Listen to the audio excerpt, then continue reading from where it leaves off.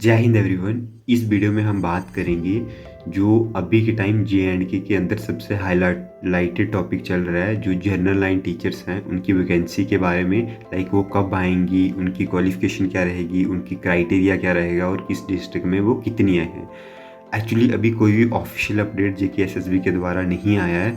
जो भी पर्सन इस बारे में बात कर रहे हैं वो मोस्टली हम 2018 की नोटिफिकेशन के अकॉर्डिंग बात कर रहे हैं। सो अगर आप 2018 की नोटिफिकेशन में देखोगे तो जो टोटल वैकेंसीज निकाली गई थी वो निकाली गई थी 2154, जिसमें से 1296 जनरल टीचर की वैकेंसी थी। लाइक जिसने बेसिक बैचलर डिग्री करके रखी है वो अप्लाई कर सकता था इसमें। उसके अलावा साइंस मैथ टीचर लाइक जिन्हें बीएससी वगैरह करके रखी है पीसीएम पीसीबी में, उनके लिए 644 वैकेंसी थी।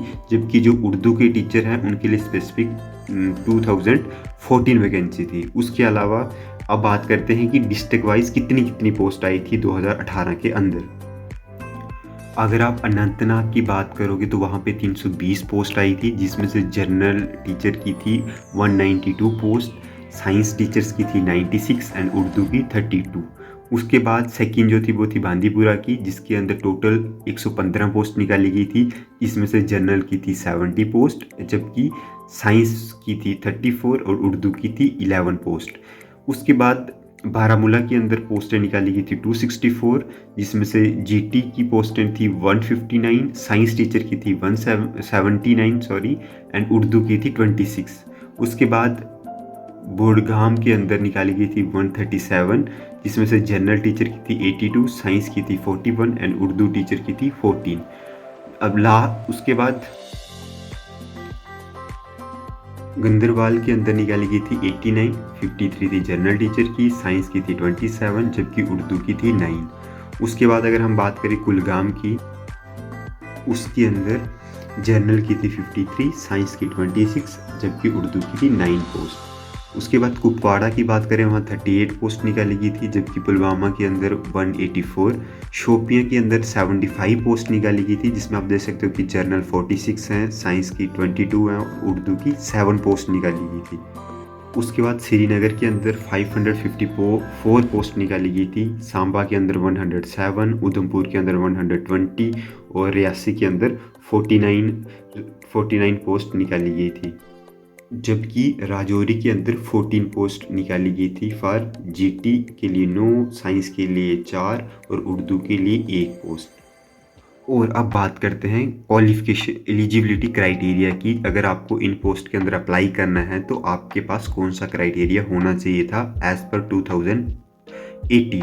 सबसे पहले आपके पास डोमिसाइल होना चाहिए।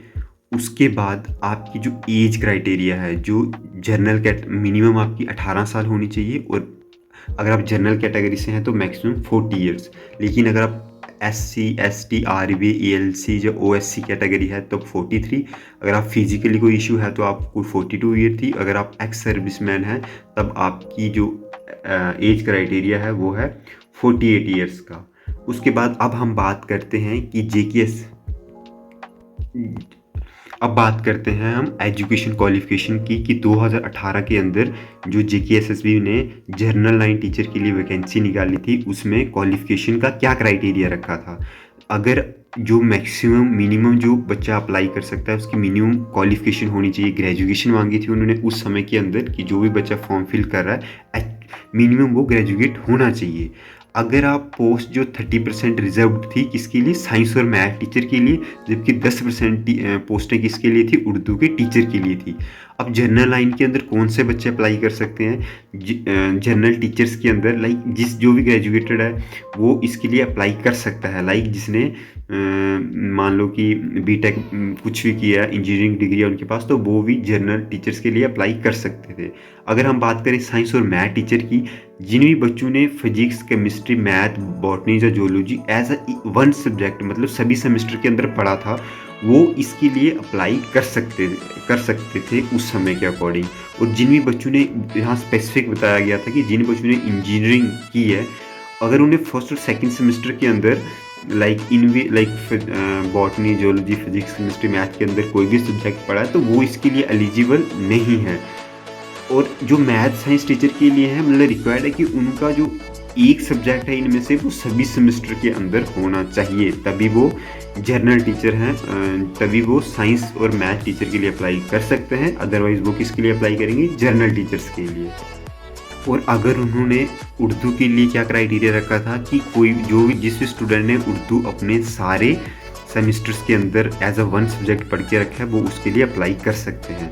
अब हम बात करते हैं कि ये एग्ज़ाम, इसका जो रिटन का एग्ज़ाम था उसकी जो वेटेज रखी गई थी उस समय के अंदर वो थी 85 पॉइंट्स, जबकि जो 15 पॉइंट्स थे वो बच्चों के लिए जिनने हायर क्वालिफिकेशन की डिग्री लेके रखी है उनको वहाँ पे उसका बेनिफिट मिलना था। जैसे अगर कोई बच्चे ने बीएड करके रखी है तो उसको 5 पॉइंट मिलेंगे, अगर एमईएड करके रखी है तब भी 5 पॉइंट मिलेंगे, अगर उसने पीजी करके रखी है तब भी उसको 2 पॉइंट मिलेंगे, अगर एमफिल करके रखी है तो उसको कितने पॉइंट मिलेंगे? 1।